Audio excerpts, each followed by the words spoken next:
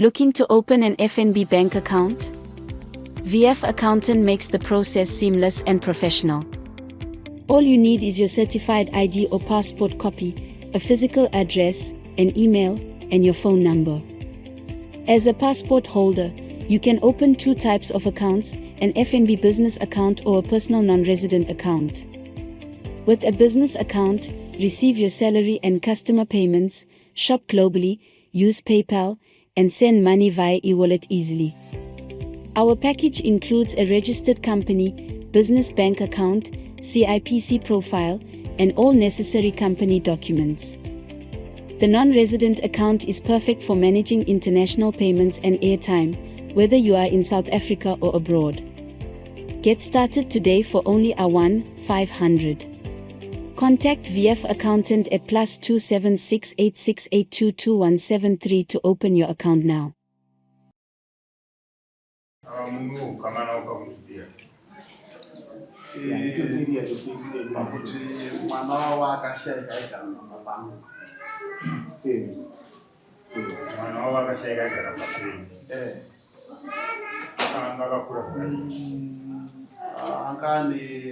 around 22 years.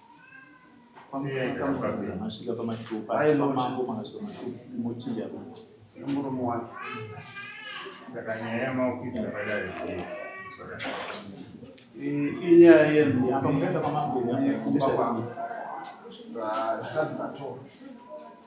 ndaitaura navo hapana pavairamba zvavo kuti vataura kuzotora asi vakangoti Wacho yarebesa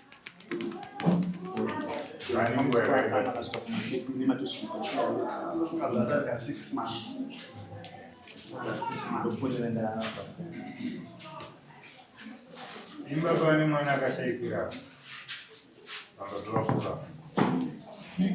Mwana anaushaikira baba akashaikira mvura asi ndo paaigara ndomanzwira ndoroti mukati ndokubva zvakaitikira kurukuva runonzi Nyaure aigara vachireka pamanhenga kwaigara murukuva ruri padhuze kumanhenga asi vaitochengeta mwana mababa kuchema ndobairadzwa kwemwana ivo vanga vasikwawo asi takazobatana mufimi kuti akutaura nenhau yekuti kwanise kutora nhumbi dzanga dziri pamba pavo mwana takanomuradzikira kwamuriwo vanhu vari panze ngavagare vaenda kuti vasataure tichinzwa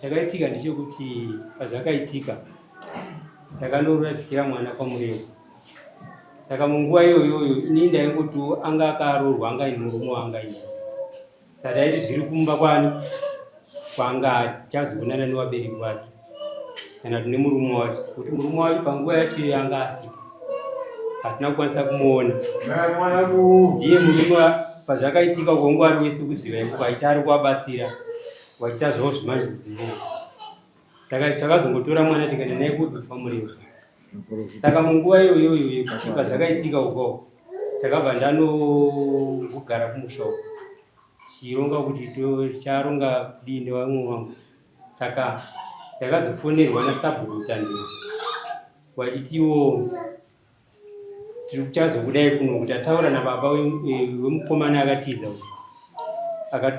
anga ine mwana wenyu murume wake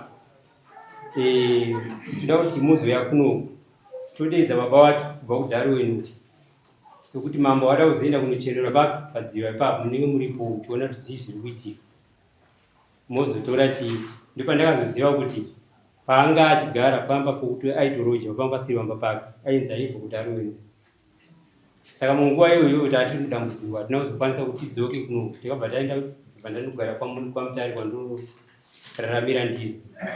Saka ndopakazondibata baba wachitano taida kuti muzofisirawo mbatya dzemwana wenyu. Sokuti mukomana uyu aigara nayo akagojinura pamba ndobva atora zvinhu zvake ndobva atiza. Saka tichazokumbira ini ndakati kana kuti akatora zvinhu zvake akatiza hapana chakaipa, regai ndikawana mari sokuti ndikugara nedambudziko ndichazoya ndodii ndozotora ndichataura nevamwe vangu toya totora mbatya idzodzo. Saka mukuitika kwazvakaitika ipapo ndakazosanganawo nedambudziko kuti muzukuru wangu akazorwara kuti aripo tikabva tawirawo mudambudziko. Saka matambudziko akazongoramba kumbotivirika, mari yacho ichimbontiza asi taitombokominikita tichitotaura. Ina hapana pandaiwa pamhosva kana kuti pandairamba ndiye kutora mbatya dzemwana kusvikira nhasi uno tazoya panapa. Saka sabhuku mutandiri wakatiwo wakazofonera wachiti baba womwana wemukomana uyu wari kurwara uri muchipatara. Saka kuti mimi uyai mutore hembe ndokuti imba ida kushandiswa. Zvomukomana uyu asi hatichaziva kwaari. Pandaona kuti hapana zvatingaita tichazouya ndimazuzira ndaivaita. Saka mari ndenge ichingonetsa wayo kuti tigone kuzvibatanidza. Saka apa mauya kuzvitora? Kana tatenderwa, sokuti ndakafonerwa nemupurisa wamambo achiti munozotanga masvika nekudaro mozobva nekudaro muchinotora mbatya idzodzo. Tikati aiwa ndozvanga zviri pashwiro yangu inini kuti kwanise kuti tobvisawo mbatya idzodzo dzinorongedzwa padzinofanira kuti dzirongedzwe. Saka izvozvi takangogadzira kana matitendera tinongodii tinodzibvisa.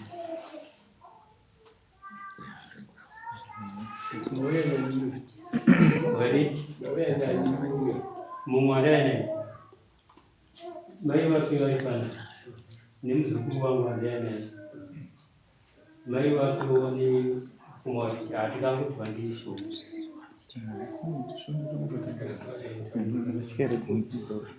Mukati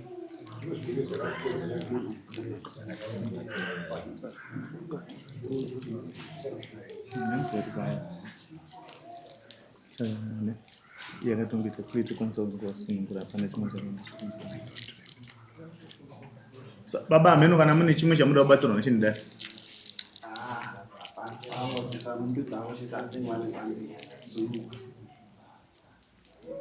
sina patikona ngudungi ngarebedzi chenye kuti vape munhu akaperekedzeka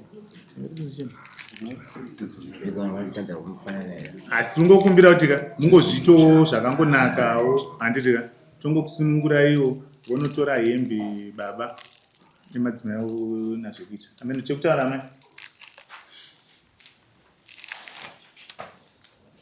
Mamboreda ndini mai vemwana ndakandokumbura kuti patipende nababa vako kutora zvinhu ndikukumbura kuti vakazondimanikidza kutora zvinhu zvisiri zvemwana wangu zvemwana wangu ndozviziva zvakaita zvimwe zvinana mubhedha zvemakushinisi yakona murume anazvo tatenda pamusoro yamai makamira sisu hatisi anti mimi ndimi hama dzawanika uyu anga ari mukuwasha wenyanja ende I think ndakanzonyongoranidzwa wanga nemwana wangasina but isusu pachivanhu totozati mibhedha inenge iri yamai. Saka chatingokumbira ndechekuti munenge maakutoremedza apa kuramba zvinhu zvirimo handitika imimi kana muchitya kutora zvinhu zvisiri zvenyu ende munotsvaka imwe imba yekuroja mubvisa zvinhu mongotora zvinhu zvese moisemo muchimirira yenyu maprocess enyu amunenge muchiita. Chatingoda ndechekuti mubvise zvinhu zvese zvirimo mumba meava apa sorry ya chatakukumbira kuti tinobvisa zvinhu pamabao zvese zvirimo zvatinoona zvisiri zvedu tisangobvisa tizvitye nokuti iye akatora zvake akatiza. Saka hapana chatichasiya ndozvaikana makangotora makapisa muri tsemi atire patingoda kuchenesa mamurungopaona kuti baba vachengeta zvinhu mwedzi yese hazvina kana rendi kana. Feeling unsafe? Don't let fear control your life. ZC Security is here to protect your peace of mind.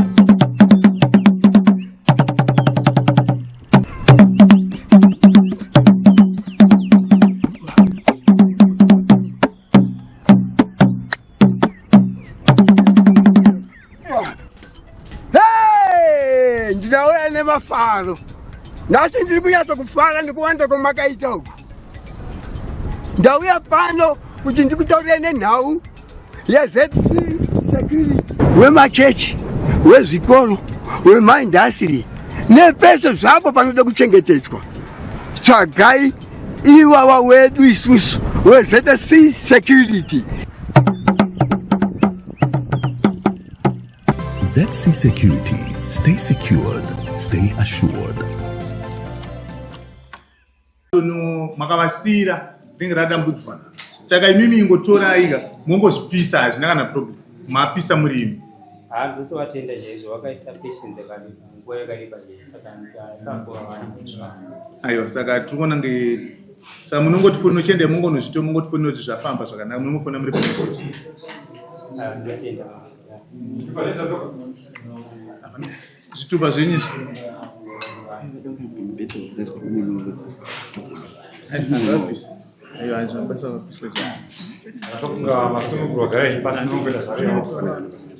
hai matosunungurwa zvenyu zveti munogona kutoita kuitira kuti kuchiri kuchena